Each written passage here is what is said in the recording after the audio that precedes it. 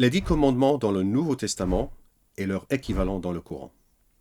Dans la Torah, on trouve 2 fois la liste des 10 commandements. Pour que notre vidéo ne soit pas trop longue, nous avons un peu raccourci le texte.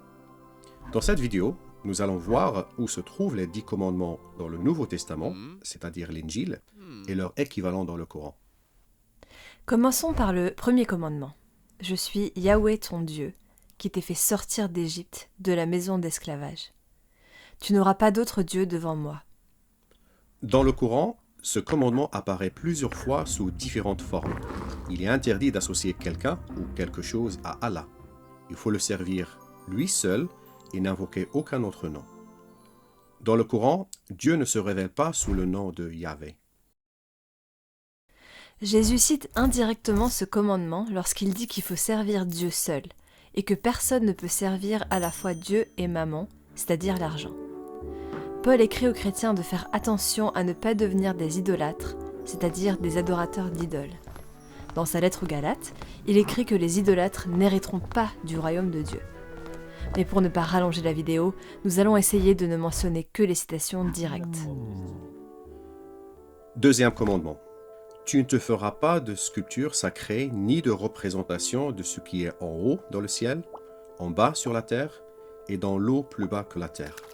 Tu ne te prosterneras pas devant elles et tu ne les serviras pas. Ce commandement n'est pas cité directement dans le Coran, ni dans le Nouveau Testament.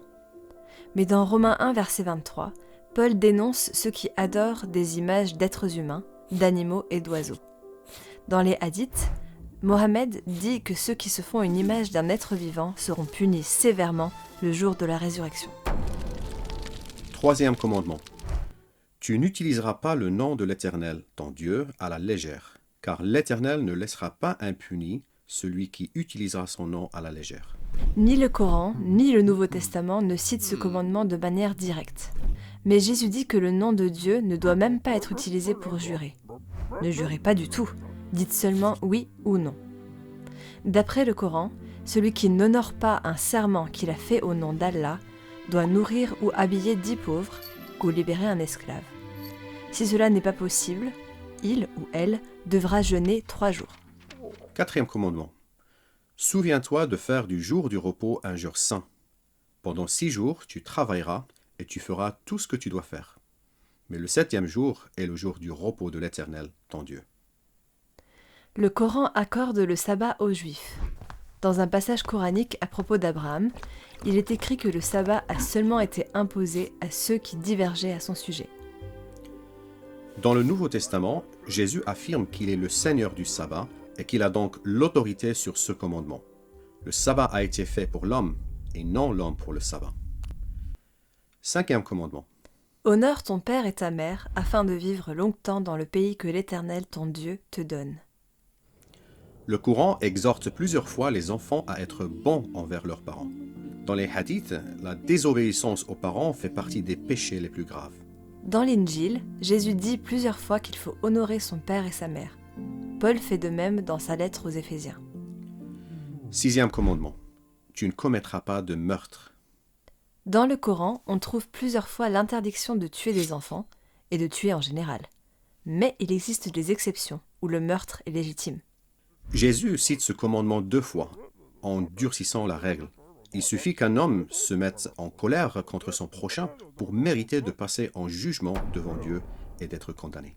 7e commandement, tu ne commettras pas d'adultère. Le Coran fait l'éloge de ceux qui ne commettent pas d'adultère. L'adultère est une abomination.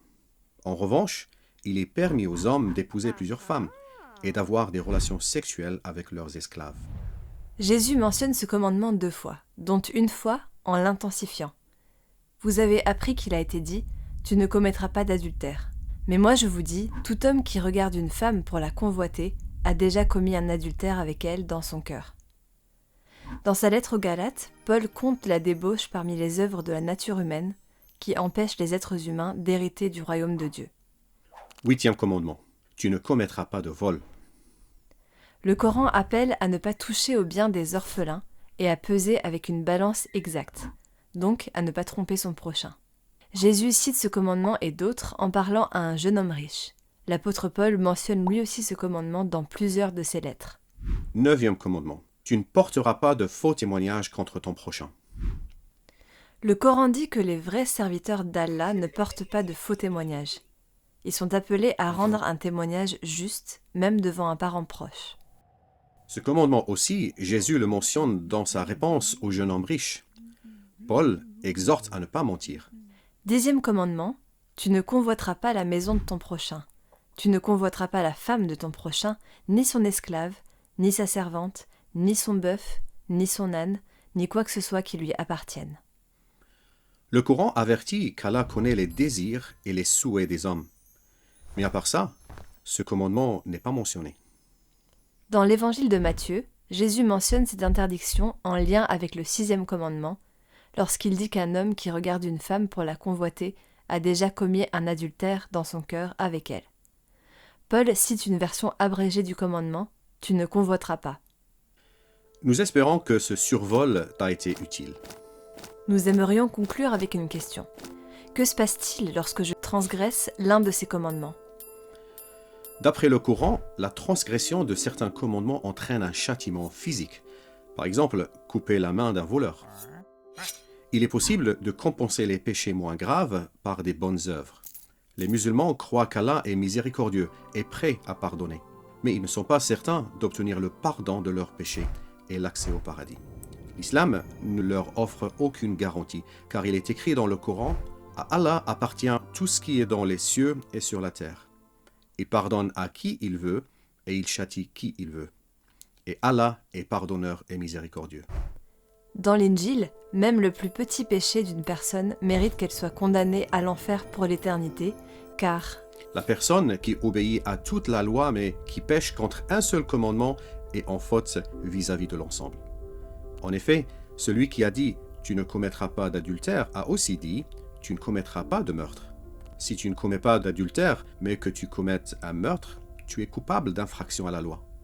C'est pourquoi Jésus le Messie est la seule solution pour obtenir la paix avec Dieu, car il a obéi à tous les commandements de la loi en notre faveur.